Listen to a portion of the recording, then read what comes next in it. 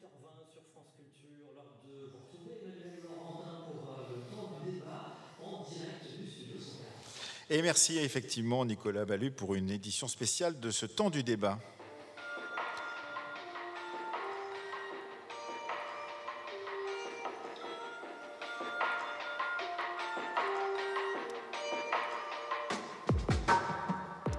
Bonsoir, entrons ce soir dans un temps du débat spécial d'1h40 en direct et en public du Studio 104 à l'occasion du festival Radio France et Arte et maintenant, débat dans lequel nous explorerons 4 termes qui participent au débat public aujourd'hui.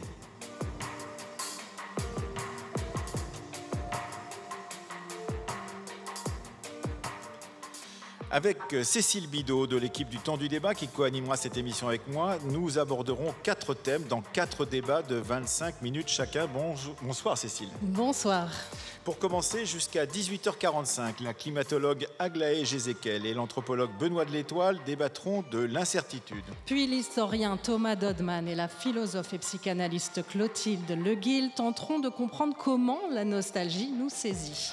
De 19h10 à 19h35, le sociologue Maëlé Zigbiji et le directeur des ressources humaines Christophe Lebars nous diront si la grande démission nous guette. Et pour conclure, la philosophe Cornelia Moser et la journaliste Lorraine Bastide se demanderont pourquoi la norme de l'hétérosexualité est aujourd'hui contestée. France Culture, en direct du festival et maintenant. Emmanuel Laurentin, Cécile Bidot. Incertitude. Qu'est-ce qu'une incertitude? Alors vous en avez peut-être déjà entendu parler l'année dernière ou en classe de seconde, puisque notamment dans ce TP numéro 1, vous allez devoir estimer des valeurs d'incertitude et aussi calculer des incertitudes. Si les mathématiques et les professeurs qui les enseignent, comme celui qui vient de parler, sont familiers du calcul de l'incertitude, il n'en est pas de même des citoyennes et citoyens que nous sommes, qui, depuis la crise de la Covid, l'angoisse devant le réchauffement climatique et la montée en puissance de la menace nucléaire, s'interrogent aujourd'hui sur un avenir qui leur semble de plus en plus incertain. Mais faut-il parler de l'incertitude au singulier ou bien au pluriel et même se garder de penser notre présent comme simplement une succession de crises? L'incertitude sur le climat qui touche toutes les populations de ce monde à la fois a-t-elle quelque chose à voir avec des crises sanitaires ou géopolitiques beaucoup plus circonscrites sur la planète? Les chercheuses et chercheurs eux-mêmes sont-ils happés par l'incertitude et comment en parler au grand public sans l'affoler pour autant? Bref, qu'apprenons-nous de nos crises successives? Nous allons en discuter avec Aglaé Jézéquel. Bonsoir. Bonsoir. Vous êtes climatologue, chercheuse au laboratoire de météorologie dynamique au sein du département de géosciences de l'École normale supérieure et vous êtes spécialiste des événements extrêmes. Avec nous également Benoît de l'Étoile, bonsoir. Bonsoir. Vous êtes anthropologue, directeur de recherche au CNRS, au centre Maurice Alvax. Vous travaillez en particulier au Brésil et vous coordonnez un projet de recherche franco-brésilien, Gouverner l'incertitude, territoire, marché et maison. Peut-être pour commencer, Aglaé Jézéquel, est-ce que vous êtes saisie par l'incertitude dans votre travail de chercheuse? Alors l'incertitude est au cœur de mon travail de chercheuse, puisque je m'intéresse aux projections climatiques et aux incertitudes sur notre futur climatique. Donc, évaluer cette incertitude, c'est quelque chose qui est au cœur de mon métier, et cette incertitude, elle va être plurielle, puisqu'elle va dépendre à la fois de ce qu'on va appeler de l'incertitude structurelle sur notre capacité à représenter des phénomènes physiques qui vont gouverner le climat, mais aussi dépendre de facteurs socio-économiques, donc des choix qu'on va faire en termes d'émissions de gaz à effet de serre, et dépendre de la variabilité naturelle du climat qu'on connaît même dans un monde sans changement climatique. Donc être capable d'évaluer ces différentes incertitudes, ça fait partie du travail des climatologues aujourd'hui. Et pour l'anthropologue que vous êtes, justement, Benoît de l'Étoile, est-ce que c'est aussi simple que cela, puisqu'il y a les sociétés humaines, évidemment, qui ne sont pas les mêmes sur l'ensemble de la planète? Vous travaillez sur le Brésil en particulier, et j'imagine que cette incertitude pour les paysans brésiliens que vous fréquentez régulièrement n'est pas la même que pour les paysans français d'aujourd'hui, par exemple. Ouais. Effectivement, c'est-à-dire que un des efforts qu'on fait, nous, en tant qu'anthropologues, c'est d'essayer de passer d'une définition générale, générique de l'incertitude comme étant liée à la condition humaine. Effectivement, il y a des choses qu'on ignore, et il y a beaucoup de mythes sur l'incertitude depuis l'Antiquité, à une espèce de compréhension des différentes formes que prend l'incertitude et des façons dont l'incertitude est expérimentée et vécue différemment selon les groupes sociaux. Donc effectivement, par exemple, et pour rejoindre la question de l'incertitude climatique, moi, avec mes interlocuteurs au Brésil qui vivent beaucoup de l'agriculture, mais qui n'ont pas accès à l'irrigation, à des engrais ou à des phytosanitaires, ils ont quasiment aucun moyen de contrôler justement la question du temps, et ils ne savent pas si peut-être que si il pleut trop ou il pleut pas assez, la récolte sera complètement perdue. Donc effectivement, ça c'est ce que j'appelle l'incertitude radicale dans laquelle ils se trouvent. Cécile Bidot. Aglaé Jézéquel, on se souvient l'été dernier des violents orages qui ont touché notamment la Corse et du ministre de l'Intérieur Gérald Darmanin qui demandait une enquête sur la fiabilité des prévisions météo. Qu'est-ce que ça vous inspire que le politique rejette l'idée même d'incertitude? Alors justement, rejeter l'idée d'incertitude, même sans parler de changement climatique, sur des projections météorologiques, ça témoigne une incompréhension de ce que c'est que la météo, qui est profondément non déterministe et sur lequel on a des difficultés à prévoir certains phénomènes météorologiques qui sont complexes à modéliser. Alors, dans ce cadre-là, je ne peux pas m'exprimer spécifiquement sur ce qui s'est passé à Météo France et leur capacité à prévoir ces orages et leur intensité, mais considérer qu'il y a zéro incertitude sur des événements climatiques extrêmes, c'est ignorer la complexité du système climatique. Mais est-ce que ce n'est pas le cas de toute société qui a cru au progrès et qui croit peut-être encore au progrès, Benoît de l'Étoile, que d'imaginer qu'on va réduire la marge d'incertitude, par exemple? Effectivement, d'abord, il y a une façon qui a été historiquement faite en Occident de construire l'incertitude comme risque. C'est-à-dire, en fait, si on construit l'incertitude comme un risque, ça veut dire qu'on lui met des chiffres, on la met en chiffres et on calcule justement l'incertitude. C'est en quelque sorte ce qui est le reste. C'est effectivement, et on essaie de réduire au maximum la marge d'incertitude par rapport à ce qu'on peut contrôler. Et par rapport à ça, il y a aussi une idée que c'est le rôle, et c'est un mode de légitimation des gouvernements, justement, de réduire l'incertitude. Comme on dit, gouverner, c'est prévoir. C'est effectivement, on va juger la capacité d'un gouvernement à réduire l'incertitude à des choses qui sont relativement faibles. Et ça, c'est ce qu'on a vu récemment, c'est que précisément, l'incertitude nous a revenu à la figure avec une force énorme. Aglaé Jézéquel sur ce point, justement.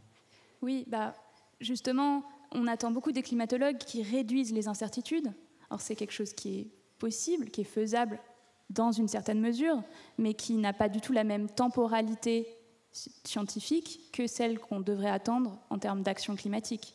C'est-à-dire qu'on commence à réduire des incertitudes sur certains facteurs climatiques. On ne le fera pas sur tout. Il y a des choses qui vont rester des incertitudes profondes. Mais le temps de l'action à la fois sur l'atténuation du changement climatique et l'adaptation du changement climatique ne peut pas attendre qu'une incertitude disparaisse, surtout qu'on sait qu'elle ne disparaîtra jamais. Est-ce que certains d'entre nous, certaines civilisations, certains individus, Benoît de l'Étoile, vivent mieux que d'autres cette incertitude? Est-ce que nous, particulièrement occidentaux, la vivons moins bien que d'autres? Alors, plutôt, ce qu'on peut dire, c'est qu'en fait, effectivement, l'incertitude, c'est un mot que tout le monde a à la bouche depuis 2 ans, et qui est devenu effectivement qui fait partie à la fois du vocabulaire des gouvernants, qui l'utilisent pour se justifier, à la fois pour justifier leurs échecs ou le fait qu'ils n'arrivent pas à faire certaines choses, et également pour dire que c'est quand même eux les mieux placés pour gérer l'incertitude par rapport à nous, parce qu'ils ont des instruments, des outils, et donc pour rassurer en quelque sorte que face à l'incertitude, ils sont quand même moins incertains que les autres.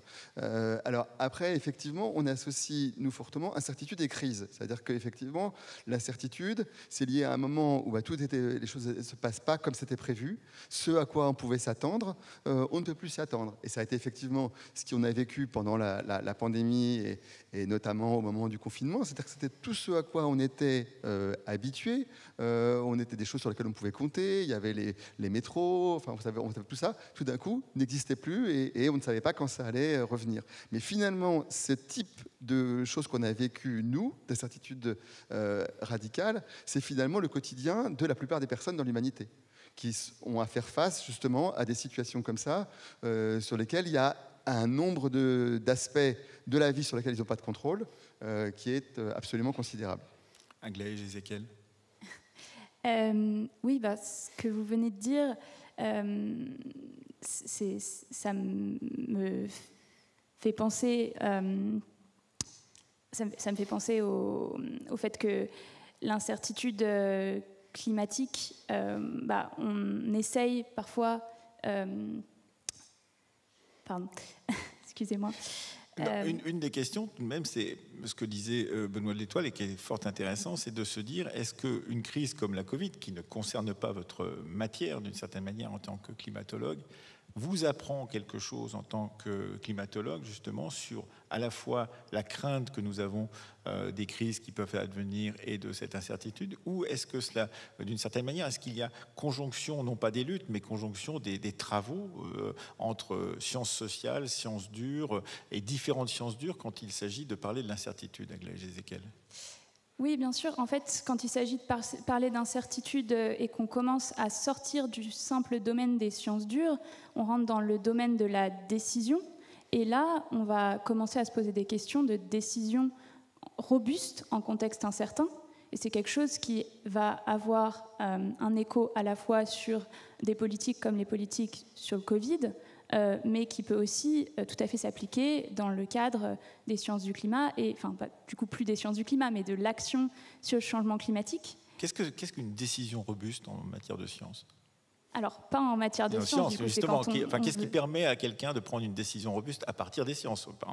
Ce qui permet de prendre une décision robuste, c'est d'être capable d'avoir un panorama de l'ensemble des futurs possibles ou des futurs plausibles et d'essayer de choisir ce qui va permettre de survivre ou de s'adapter à tout cet ensemble de futurs plausibles. Et c'est là que les sciences, quelque part que mes sciences peuvent interagir, c'est qu'on peut dessiner cet ensemble des futurs plausibles et travailler là-dessus. Et les sciences sociales peuvent interagir, et là, on peut avoir une co-construction entre sciences sociales et sciences naturelles. Et en miroir, on peut dire que, par exemple, les historiens, Benoît de l'Étoile, ont travaillé sur les futurs non advenus, c'est-à-dire que dans le passé, quels étaient les panels de futurs qui étaient possibles et qui ne sont pas advenus.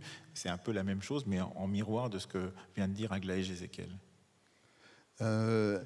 Moi, j'avais travaillé sur la question de ce que j'appelle les paris. C'est-à-dire, en fait, en travaillant sur justement, rencontrant des paysans au Brésil qui étaient sur des plantations de canne à sucre qui allaient disparaître, et en même temps, on leur disait que ça allait disparaître, mais apparemment, tout allait bien. Et donc, une des questions, c'était justement les gens d'imaginer le futur et de faire un pari par rapport à des futurs différents. Et j'ai employé la notion de pari, justement, pour ne pas employer celle de projet, ou qui suppose justement un contrôle du futur, un avenir, etc. Alors que là, parier, c'était une façon de prendre position par rapport à un futur qui était à la fois un pari individuel et collectif. Et du coup, effectivement, c'est la question de comment est-ce qu'on imagine le futur et comment est-ce qu'on... en fonction de ce qu'on imagine, de ce qu'on attend, qui est structuré en fait par ces horizons d'attente, par ses croyances et par l'ensemble de choses dont on est convaincu, on va aller vers tel ou tel côté. Alors, je voudrais vous citer une phrase écrite par l'un des répondants au questionnaire « Et maintenant ?» Le funambule ne maîtrise pas l'équilibre, les yeux sur la ligne de mire. Il se laisse apprivoiser par le vide et il apprivoise le vide. Il en va de même pour chacun de nous de l'incertain, se laisser apprivoiser par lui, fuir les certitudes. J'aime l'idée que ces apprivoisements paradoxaux demandent lien et interaction avec l'autre. L'incertitude ne peut-elle pas embellir nos vies, finalement? Qui veut répondre? Alors, je ne sais pas si ça peut embellir, mais c'est très, très poétique comme phrase, et c'est beau cette image du funambule. Qui effectivement est très frappante. Alors effectivement, est-ce qu'on marche sur un fil? Je ne sais pas. Mais en tout cas, pour moi, ce que ça souligne, c'est le fait que, alors qu'on a tendance effectivement à prendre l'incertitude toujours comme quelque chose de négatif, comme quelque chose effectivement qui est une inquiétude, qui est une source, comme quelque chose qu'on ne contrôle pas et donc qui est mauvais, en fait, c'est aussi quelque chose qui crée des opportunités. Ça veut dire qu'effectivement, l'incertitude, et un certain nombre d'anthropologues ont travaillé justement sur des situations dans lesquelles le fait d'être dans l'incertitude, d'un côté, a des inconvénients, mais aussi peut avoir des aspects positifs. Par exemple, pour des gens qui ne se définissent pas, qui se définissent pas comme étant vieux, mais en restant jeunes pendant très longtemps, parce que du coup, effectivement, les futurs restent ouverts. Et donc, alors que sinon, ils accepteraient leurs conditions, par exemple, de pauvres. Mais rester dans une situation incertaine, finalement, est une façon aussi de garder des avenirs ouverts. Aglaé Jézéchiel. Je trouve cette phrase très jolie et elle m'évoque deux choses. D'une part, d'un point de vue purement des sciences climatiques, il n'est pas tout à fait vrai qu'on n'a aucune maîtrise des incertitudes qui sont liées au changement climatique, puisqu'on peut choisir un scénario d'émission qui va nous mener à différentes sortes de futurs et sur lesquels on sait que ce n'est pas les mêmes futurs plausibles selon ce qu'on va choisir. Et c'est des choix qu'on va devoir faire ensemble, où il va falloir aller vers l'autre pour être capable de faire ces choix d'émission-là. Ensuite, il y a toute cette dimension de l'imagination et de l'imaginaire. Et c'est vrai que l'incertitude, c'est un terrain de jeu pour l'imaginaire, quelque part. Moi, je fais un travail avec des étudiants et un écrivain à l'ENS où on fait un atelier d'écriture créative sur le changement climatique. Et c'est l'occasion pour ces étudiants de décrire différents futurs possibles et quelque part d'apporter de la tangibilité, puisque quand on regarde l'ensemble des incertitudes, ça peut être assez étouffant. On peut avoir l'impression qu'on ne sait pas quoi faire, un peu comme ce qui m'est arrivé tout à l'heure, il y avait trop de lumière, trop de choses, trop d'incertains. Et bien là, pour ces étudiants, c'est l'occasion de dire « Ok, et ce futur tangible, il pourrait ressembler à quoi ?» Et ça me fait penser à cette histoire de Paris que vous venez de décrire. C'est-à-dire qu'il faut, d'une certaine manière, Benoît de l'Étoile, fictionner un peu. C'est-à-dire, vous parliez tout à l'heure d'imaginaire. On voit par exemple que dans le contexte assez tendu militaire aujourd'hui, eh bien, le ministère de la Défense demande à des écrivains qu'ils appellent la Red Team de travailler sur des futurs possibles en matière militaire et stratégique, par exemple. C'est donc avoir de l'imagination ou prendre des gens qui en ont et travailler avec eux. Alors, c'est une question, effectivement. Est-ce qu'il faut travailler avec des écrivains ou avec des chercheurs en sciences sociales et ou les deux. Peut-être qu'effectivement, oui, je pense qu'il y a une capacité d'invention, effectivement, dans l'écriture qui est intéressante. Mais peut-être qu'il y a aussi une question, justement, d'essayer de se rapprocher de l'expérience, en fait, qu'ont les personnes. Et du coup, ça amène aussi... Parce qu'un des problèmes quand on parle d'incertitude, c'est que ce terme est totalement générique. Ouais. Et en réalité, il n'y a pas l'incertitude au singulier. Il y a tout un ensemble de formes d'incertitude. Ça veut dire que chacun d'entre nous, dans nos vies, nous avons des incertitudes quotidiennes. On ne sait pas comment on va se lever, comment on va aller au travail, etc. Toutes ces incertitudes nous prennent aussi notre temps, d'une certaine manière, et elles sont singulières par rapport aux incertitudes de tout un tas de gens qui vivent dans les mêmes sociétés que nous, par exemple. Oui, mais surtout, en fait, alors, il y a l'incertitude qui est par rapport au présent, c'est-à-dire la situation ontologique. Quelle est la situation dans laquelle on se trouve actuellement? Est-ce qu'on est d'accord? Est-ce qu'il s'agit d'une interview, d'un séminaire scolaire, d'une émission de diversion, etc. Donc voilà, on peut avoir un débat sur quelle est la situation, de quoi s'agit-il. Il peut y avoir des situations, on ne sait pas très bien par rapport à quoi on est. Et effectivement, voilà, de quoi il s'agit. Et puis, il y a des situations, on parle d'incertitude par rapport au futur. C'est-à-dire, effectivement, quelle est l'incertitude et à des horizons différents. C'est-à-dire qu'il y a des gens qui, le matin, ne savent pas ce qu'ils auront à manger le soir. Alors que nous, en principe, on l'a. Et effectivement, ce qui s'est passé pendant la période de pandémie maximale et de confinement, c'est que cette incertitude est devenue pratiquement une expérience commune et l'Occident a été en quelque sorte sidéré par cette expérience d'incertitude qu'il n'avait pas jusque-là. Et il y a encore l'incertitude par rapport au passé, de choses qu'on croyait certaines et qui tout d'un coup commencent à bouger. Donc déjà, si on commence à dire, voilà, il n'y a pas l'incertitude, mais il y a différentes incertitudes qui prennent des formes différentes, je pense qu'on peut avancer dans la compréhension de ce dont on parle. Aglaé Jézéchiel, ce qui est le plus difficile, c'est de parler de l'incertitude, par exemple à vos étudiants ou vos étudiantes, mais aussi de se dire qu'il ne faut pas rentrer dans un certain doute. Il y a le doute scientifique, bien évidemment, mais est-ce que cette incertitude, ou en parler de l'incertitude, ne conduit pas à un doute par rapport à la science? Et on a bien vu combien ces périodes de crise sont favorables à des mises en cause des propos scientifiques. Comment faire pour faire passer cette incertitude comme étant quelque chose de nécessaire et non pas quelque chose qui nous fait entrer dans une sorte de doute vis-à-vis du monde? Alors, je pense que les sciences ne sont crédibles que quand elles sont capables d'évaluer au moins en partie l'incertitude de ce qu'elles vont présenter. Après, spécifiquement sur des questions qui ont un lien avec le changement climatique, et si on pense à l'histoire de la climatologie, au climato-scepticisme, il y a une différence entre incertitude et mise en doute de ce que les scientifiques disent. Donc c'est une distinction très importante. Et je pense que l'incertitude ne doit pas du tout cacher les certitudes. Parce que nous avons des certitudes, notamment sur le changement climatique, sur son origine, sur ce qui s'est déjà passé et sur ce qui peut se passer dans le futur. Et je pense que ces certitudes doivent aller main dans la main avec les incertitudes pour qu'on puisse garder de la crédibilité. Puisque si on décrit un monde comme s'il était déterministe, je pense qu'on va très vite perdre toute crédibilité, puisque le monde ne ressemblera pas à celui qu'on décrit. Vous les trouvez plus incertains, vos étudiants, aujourd'hui qu'avant, peut-être, avec ces crises successives? Pas forcément plus incertains.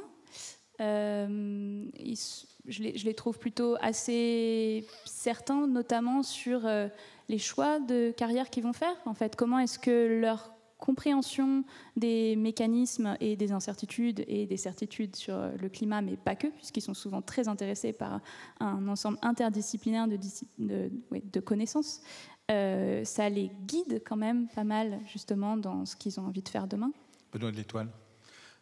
Moi, j'aime bien parler de configuration d'incertitudes qui sont différentes selon les personnes. C'est-à-dire, en fait, effectivement, il y a partout de l'incertitude, enfin tout le temps plutôt, mais il y a des zones qui sont plus stabilisées et des zones qui sont plus instables. Et ça varie selon les moments et selon les situations, les cultures. Donc peut-être effectivement qu'aujourd'hui, je ne sais pas si on peut dire ce qu'on a plus d'incertains ou moins d'incertains, mais il y a des zones nouvelles, effectivement, où l'incertitude apparaît, des choses qui apparaissent. Effectivement, la paix était une certitude en Europe pendant très longtemps, et ça ne l'est plus. Donc là, ça change radicalement les choses, et il y a tout un ensemble effectivement de transformations dont on n'a pas encore fait disons, pris conscience complètement. La même chose pour le climat. Le climat, le retour des saisons était une certitude, et ça ne l'est plus. Et donc et ça, là, ça se modifie. C'est une bonne surprise, justement, que de rentrer dans ce régime d'incertitude, parce que, justement, ça met en doute notre propre croyance ou nos propres façons de voir le monde, ou est-ce qu'au contraire, c'est une mauvaise surprise, et c'est pour ça que beaucoup de gens sont dans le doute, Benoît de l'Étoile? Je pense que ça crée beaucoup d'inquiétudes et voire d'angoisse. Et effectivement, on voyait ça aussi beaucoup chez les étudiants et les étudiantes, notamment des gens qui étaient seuls pendant la pandémie. Après, effectivement, il faut aussi peut-être voir en quoi cette nouvelle configuration nous oblige à réfléchir et à trouver des idées neuves. Aglaé Jézéchiel. Oui, je pense qu'effectivement, l'incertitude, ça peut mener à des transitions sociales essentielles. Merci à tous les deux. Aglaé Jézéchiel, je rappelle que vous êtes climatologue, chercheuse au laboratoire de météorologie dynamique au sein du département de géosciences de l'École normale supérieure. L'École normale supérieure qui a d'ailleurs consacré une nuit il y a peu de temps à cette question de l'incertitude. Et vous êtes spécialiste des événements extrêmes. Et merci à vous, Benoît de l'Étoile, anthropologue, directeur de recherche au CNRS au centre Maurice Alvax. Et vous coordonnez un projet de recherche franco-brésilien, Gouverner l'incertitude, territoire, marché, maison. France Culture, en direct du festival Et maintenant. Emmanuel Laurentin, Cécile Bidot. Nostalgie. Les gens qui disent que c'était mieux avant, ils ne terminent pas leur phrase en fait. Et ce qu'ils veulent dire, c'est c'était mieux avant parce que j'étais jeune. Je crois que c'est ça qu'ils veulent dire. C'était mieux avant parce que j'étais plus jeune. Voilà. Vous avez peut-être, vous qui êtes avec nous dans le studio 104, vous qui nous écoutez, répondu au questionnaire. Et maintenant, un quart des répondants à cette enquête menée pour France Culture et Arte ont le sentiment que leurs parents vivaient mieux qu'eux au même âge. Le fameux « c'était mieux avant » que Jean-Pierre Bacry vient d'analyser si justement en 11 secondes est aussi, avec beaucoup moins de finesse, utilisé par des populistes qui font de la nostalgie un argument de campagne. Cela veut-il dire que notre époque est propice à cette forme de culte du passé ? Car comme l'écrit un de nos invités, un avenir inquiétant et un présent décevant renforce la nostalgie. Les crises que nous traversons, l'incertitude sur laquelle nous venons de débattre, inventent-elles de nouvelles formes de nostalgie ? Pour en parler, nous sommes avec Clotilde Leguil. Bonsoir. Bonsoir. Vous êtes philosophe, psychanalyste et autrice notamment de Je, une traversée des identités paru aux presses universitaires de France en 2018. Thomas Dodman était également avec nous. Bonsoir. Bonsoir. Historien, maître de conférences à l'Université de Columbia à New York, vous venez de publier au Seuil « Nostalgie, histoire d'une émotion mortelle ». Et c'est avec vous que nous démarrons, Thomas Dodman. Dans votre livre, vous racontez la naissance de la nostalgie conceptualisée en 1688 par un étudiant en médecine de 19 ans à Mulhouse. À l'origine, c'est une maladie, c'est ce que vous nous faites découvrir. Oui, tout à fait. À l'origine, c'est une maladie et cela peut surprendre parce que c'est une histoire pleine de surprises, très étonnantes. On pourrait d'abord se demander en quoi la nostalgie aurait-elle une histoire, parce que c'est là un sentiment et que les sciences cognitives nous disent que les sentiments sont l'affect, relèvent de l'universel, de la biologie, du câblage du cerveau. Mais surprise, il y a bien une histoire de nostalgie. Elle naît en 1688 et c'est d'abord une maladie, une forme de mélancolie associée au déplacement dans l'espace, donc à une forme de mal du pays. Oui, alors elle touche notamment les soldats qui souffrent de troubles de l'imagination, une obsession du retour à la maison. Les symptômes sont divers, perte d'appétit et fièvre, ça va jusqu'à la mort, ralentissement des fonctions vitales, puis la mort, c'est ce que vous avez documenté dans votre livre. Et puis peu à peu, je vous invite vraiment à lire le livre pour comprendre tout le glissement. La nostalgie quitte le champ médical pour celui de l'émotion et de la sensibilité, la quête de l'objet perdu. Et c'est là que je me tourne vers la psychanalyste Clotilde Leguil. Vous travaillez sur ce que vous appelez le narcissisme de masse, lié notamment aux réseaux sociaux. Elle se trouve où, la nostalgie, aujourd'hui ? Alors, c'est vrai que ce n'est pas une évidence de parler de nostalgie lorsqu'on parle du rapport au narcissisme ou lorsqu'on parle aujourd'hui de la fonction du monde numérique, du monde de la toile dans les subjectivités contemporaines. Et pourtant, même si en apparence on a l'impression que ce monde de la connexion perpétuelle nous rive plutôt à une immédiateté et à un présent, et pourtant, du point de vue de l'intime, des problématiques intimes, c'est-à-dire celles qui touchent à l'amour, au désir, à la sexualité, à la maternité, à la paternité, toutes ces problématiques-là, aujourd'hui, elles peuvent aussi en passer par des demandes, par des recherches qui sont faites à travers le monde virtuel, à travers les forums, à travers les réseaux, à travers les applications.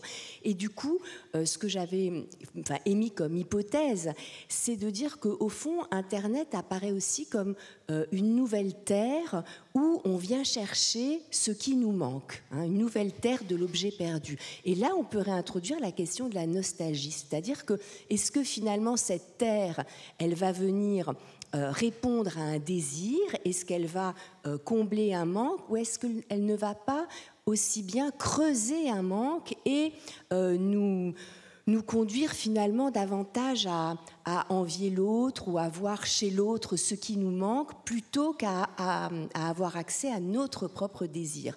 Parce que c'est vrai que le terme de nostalgie, je dirais aussi du point de vue de la psychanalyse, qui renvoie à la question du désir, pas seulement à la question de la souffrance, mais la nostalgie, c'est vrai que c'est la douleur qui est liée au fait d'avoir perdu un lieu, mais le terme latin de desiderium a à voir aussi avec la nostalgie, avec cet astre qui est passé et qui est perdu. Et donc, il me semble que dans la question de la nostalgie, il y a aussi pas seulement finalement un affect réactionnaire qui regretterait le passé, mais il y a aussi un enjeu autour du désir et du manque. Alors Thomas Dodman, tout de même, diriez-vous, dans cette époque globalisée, mondialisée, c'est un terreau fertile pour une certaine forme de nostalgie, que dire des populistes qui s'en emparent ?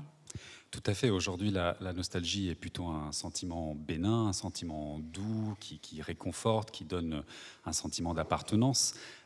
Mais elle garde un petit peu en filigrane, on va dire, ce passé dangereux, ce passé pathologique qu'on retrouve absolument aujourd'hui dans les formes de populisme qui utilisent la nostalgie comme un levier politique, qui utilisent le ressentiment, les sentiments de ne plus être aujourd'hui aussi bien, de ne plus vivre aussi bien qu'on vivait avant, que c'était mieux avant, comme levier pour mobiliser des populations, pour attiser un petit peu des haines, pour trouver des boucs émissaires, parce que forcément, si on n'est pas aussi bien aujourd'hui qu'on était avant, c'est parce qu'il y a des coupables.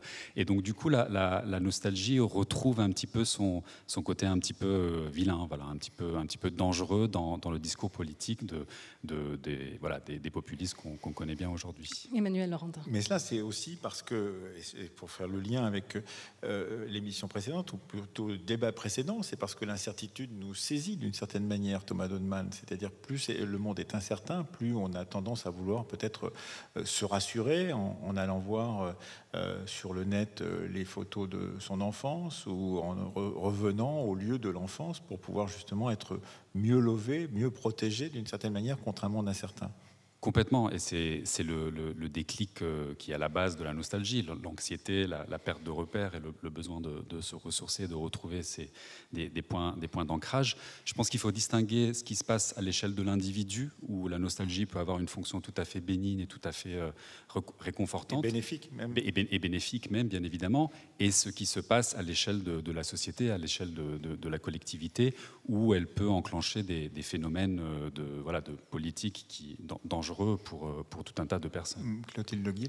Oui, ça dépend comment on l'interprète, parce qu'au fond, on peut dire aussi que la nostalgie, elle peut avoir une fonction politique qui consiste à se mettre un peu en travers des impératifs d'adaptation, parce que l'individu nostalgique, c'est celui qui ne se sent pas tout à fait adapté aux exigences de la civilisation, c'est celui qui se sent un peu toujours ailleurs, qui se sent pris par un autre monde, et au fond, c'est là où je pense que la nostalgie peut aussi être un moteur pour accéder à un rapport au désir et pour ne pas finalement simplement chercher à tout prix à s'adapter aux normes sociales. Vous voyez aussi un côté tendance, entre guillemets, de cette nostalgie, Clotilde Le Guil. On le voit dans le vintage, cette mode en ce moment. Est-ce que ça a à voir avec ça, à votre avis ? En tout cas, si vous pensez à la chanson, par exemple... le spleen n'est plus à la mode.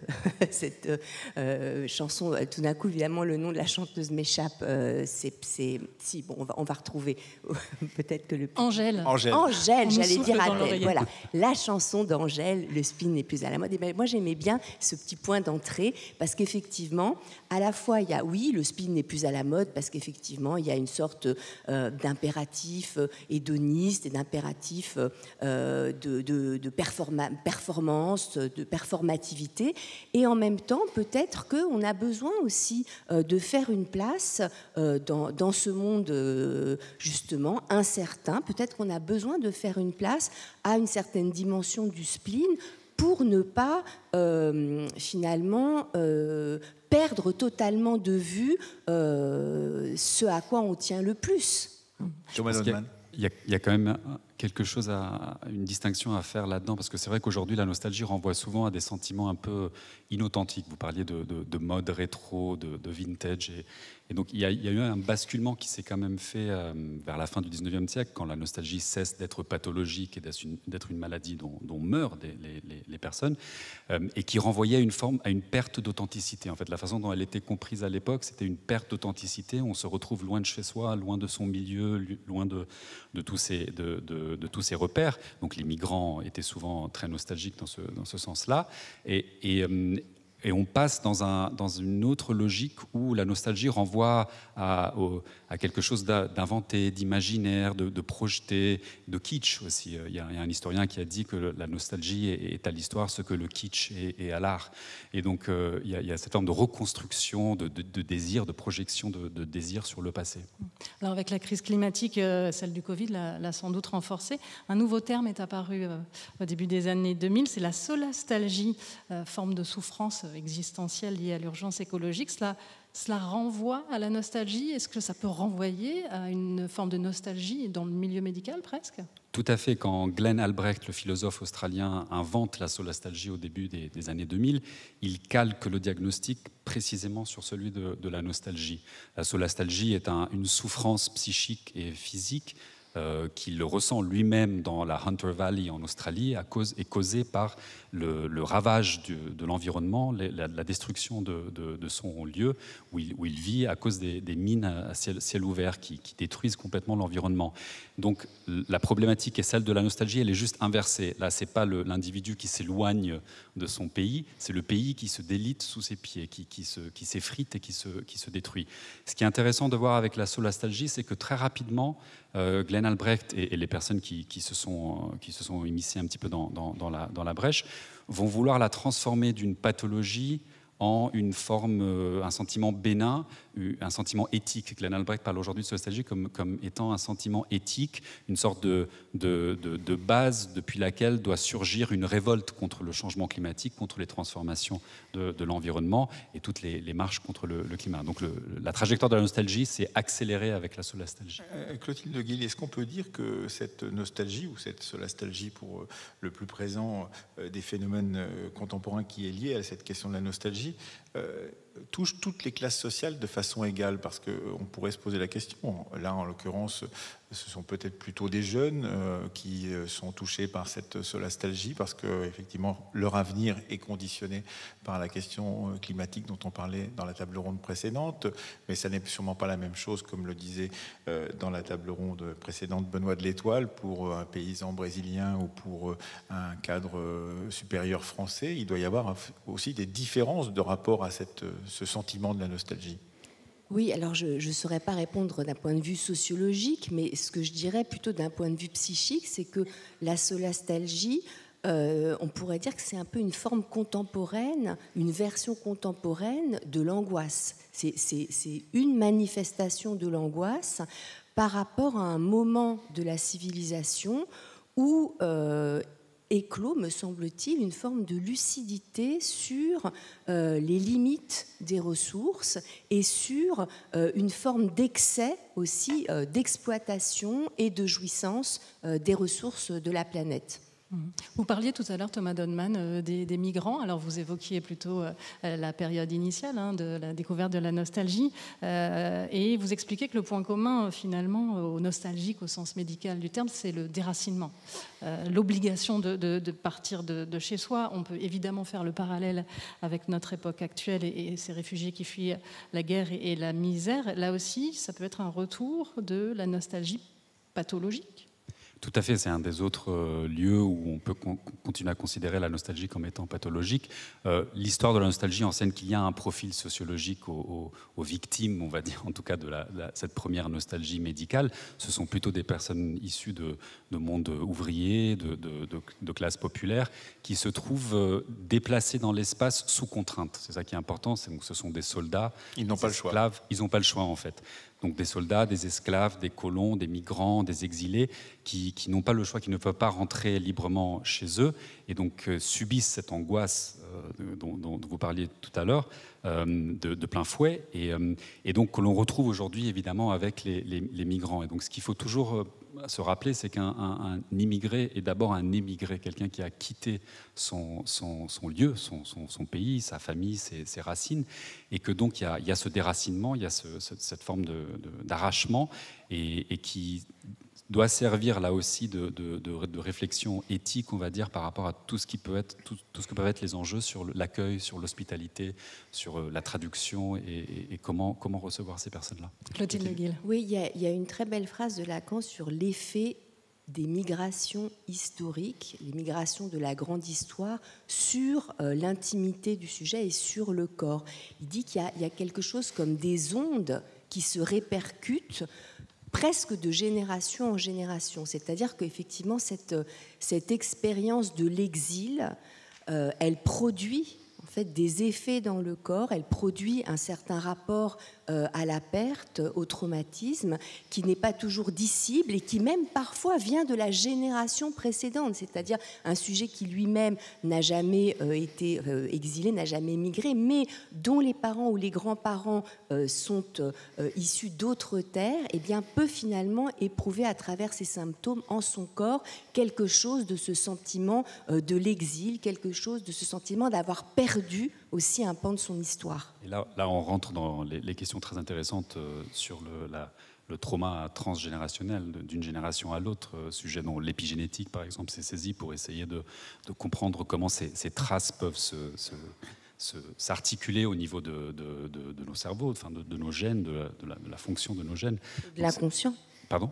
Ou de l'inconscient, évidemment. Et j'allais rebondir pour dire que quelque part, on pourrait émettre l'hypothèse que la psychanalyse elle-même, parce qu'elle naît au moment où la nostalgie cesse d'être pathologique, où elle bascule hors du domaine médical, la psychanalyse, quelque part, est un produit de cette intériorisation du déracinement qu'essayait de saisir à l'extérieur la nostalgie. D'ailleurs, vous faites un lien entre nostalgie et trauma. Parfois, ces deux mots sont interchangeables, peut-être non, pas vraiment, parce que la nostalgie, en tout cas la version médicale, opère dans un monde qui ne connaît pas encore le trauma psychique. Le trauma psychique intervient à la fin du 19e siècle, le dernier tiers du 19e siècle. Avant ça, on n'a pas le concept de blessure invisible qui atteint la psyché. Et justement, moi, je pense plutôt que la nostalgie est ce qu'on connaissait avant, c'est-à-dire une blessure plus émotive, une blessure sensible. Plus physique même.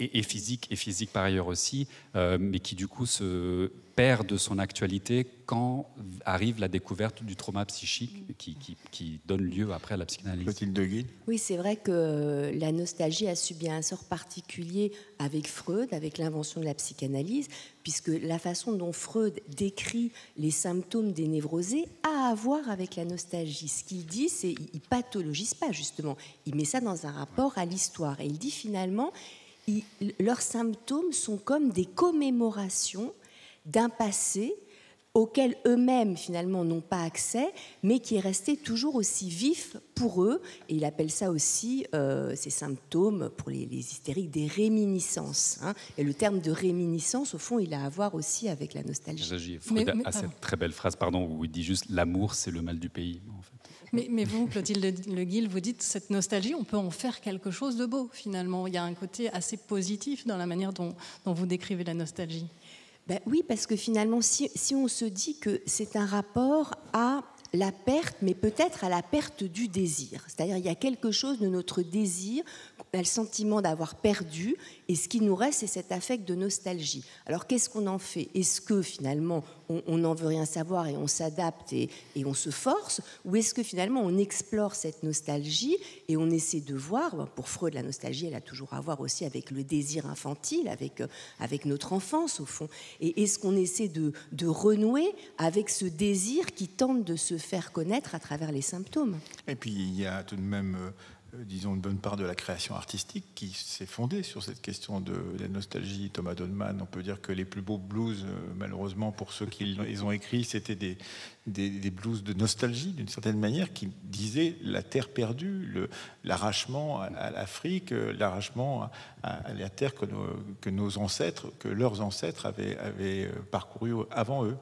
Tout à fait, et ça c'est une nostalgie qu'on veut bien, qu'on garderait bien volontiers, parce qu'elle est certes issue d'une souffrance et d'un désir inassouvi, mais qui peut conduire à des débouchés très intéressants comme des formes de musique.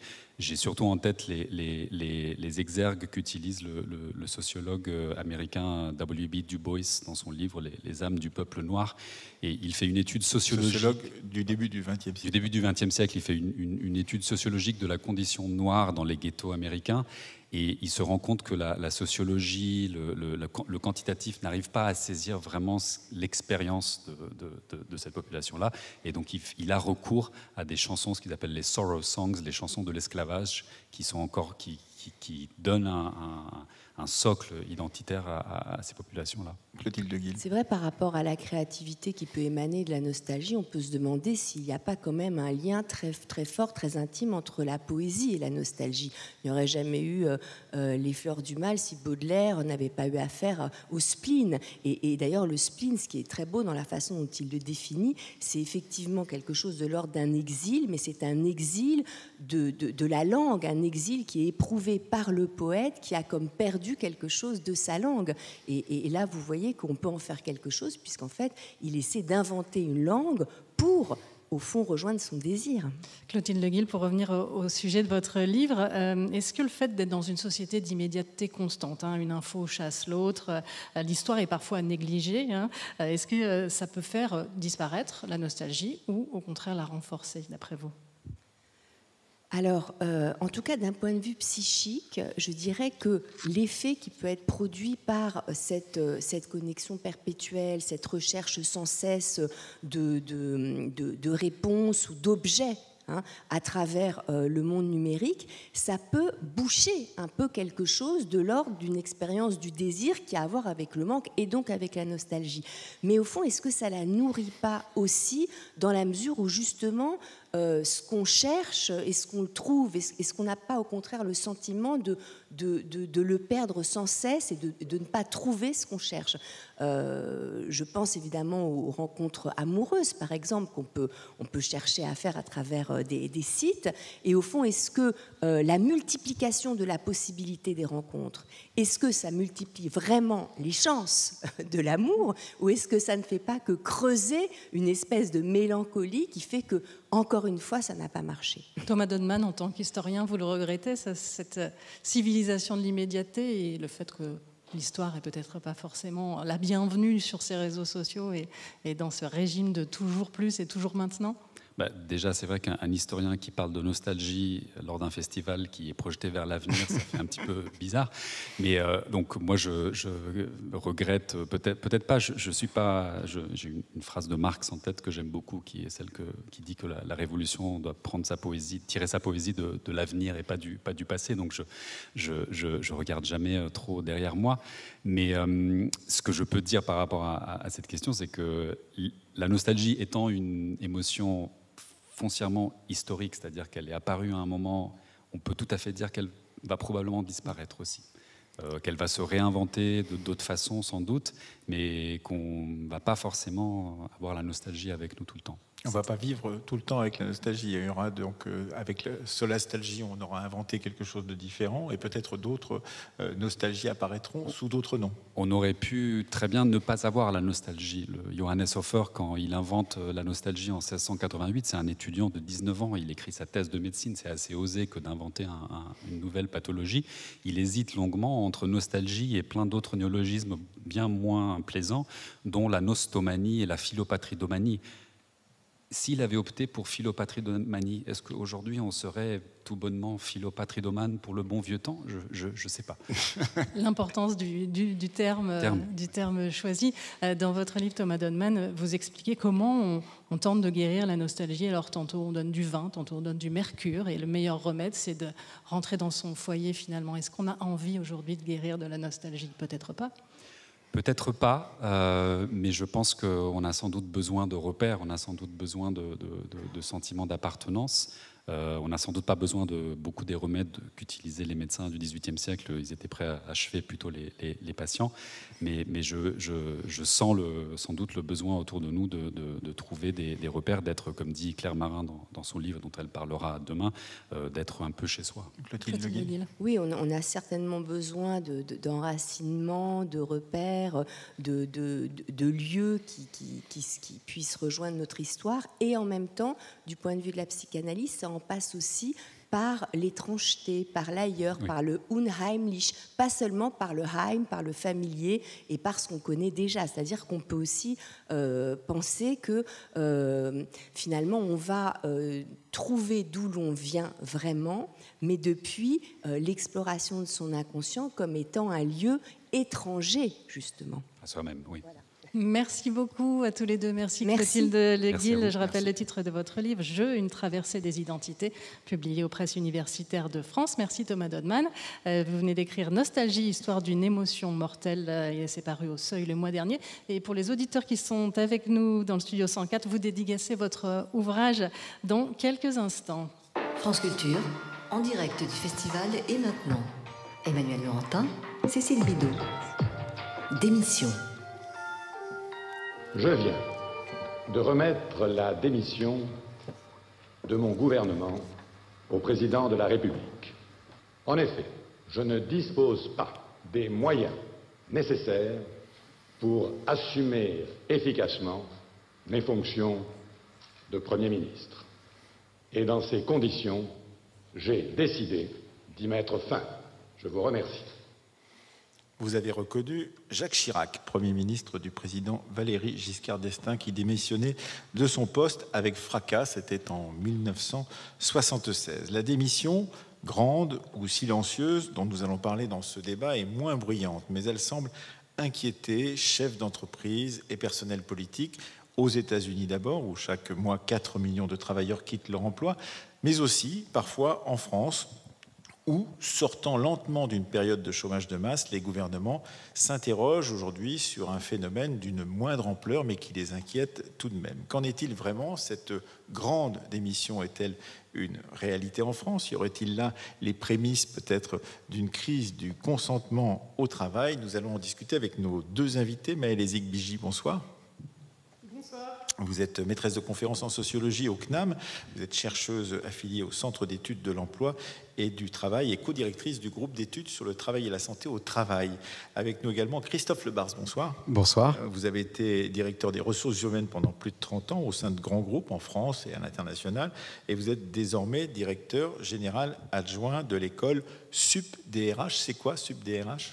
SUP-DRH, c'est une école qui forme 500-600 apprenants tous les ans, en alternance. Alors, avec humour, je dis on n'a pas attendu les primes Macron, parce que nous, ça fait 25 ans qu'on forme des professionnels, et de plus en plus en reconversion. Donc, welcome dans la fonction RH à plus de 50 ans et plus. Ouais, et alors, Maëlle Ezig-Bigy, est-ce qu'on peut dire justement que c'est une mode dont on entend parler depuis 6 mois que de parler de cette question de la démission ou de la grande démission, et qu'il n'y a pas véritablement de raison de s'inquiéter ou d'en parler en France, parce que cela vient des États-Unis. Effectivement, il y a un mouvement, pourrait-on dire, de démission dans les entreprises américaines, mais est-ce que ce mouvement a touché la France, ou est-ce que c'est plus une sorte de crainte que nous avons?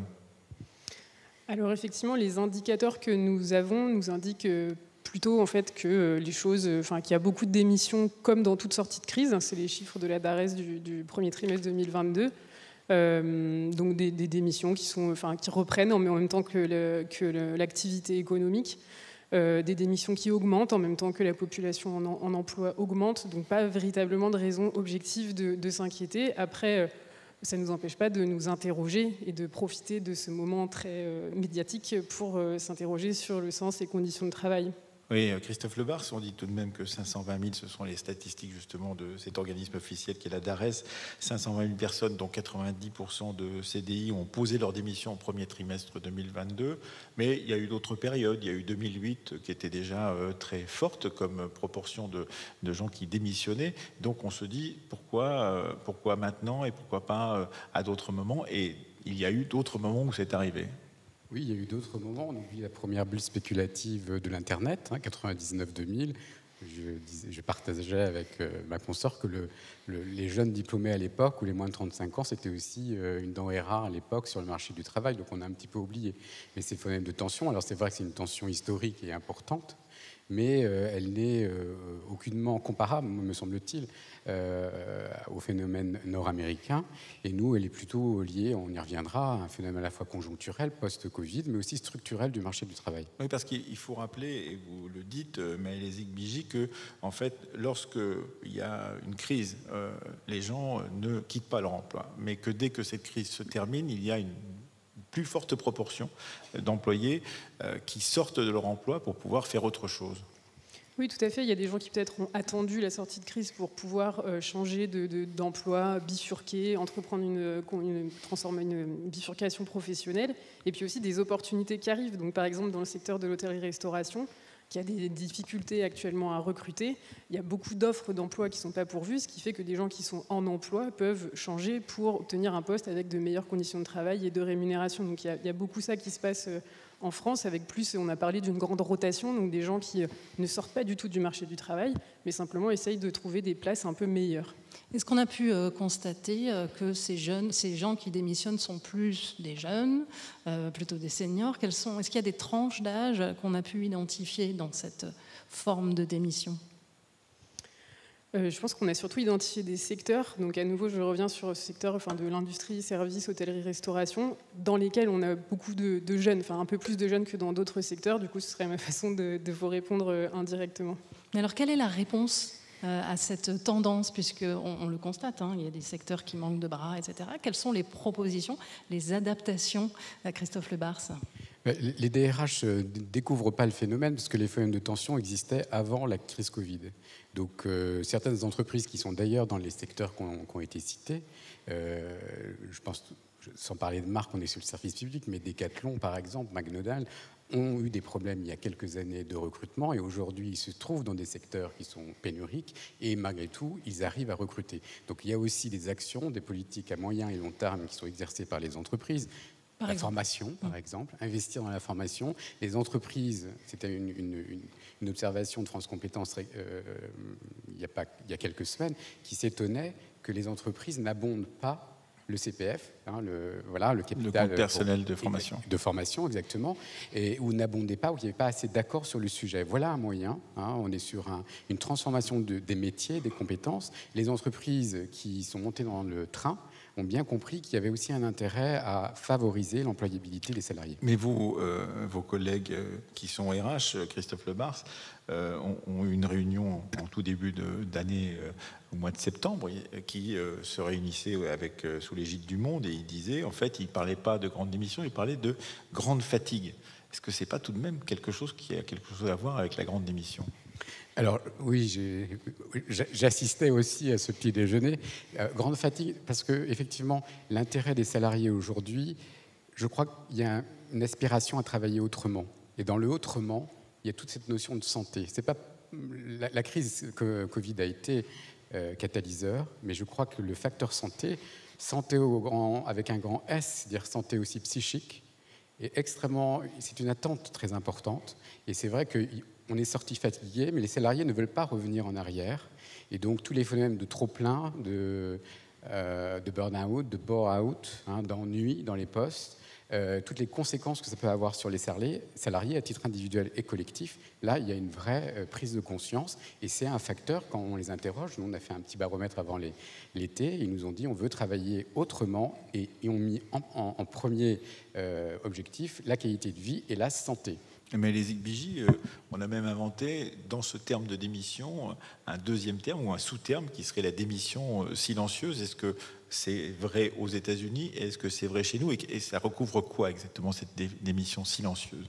Alors moi j'ai découvert ce terme récemment et je le trouve très intéressant, et en même temps je trouve qu'il renvoie à des notions qui sont assez anciennes en sociologie du travail. On peut penser au retrait par exemple ou à l'apathie. Donc c'est peut-être une nouvelle façon de nommer un rapport au travail qui est distancié, qui indique qu'on est très déçu en fait de son travail et qu'on souffre dans son travail. Et moi, je suis entièrement d'accord avec mon collègue.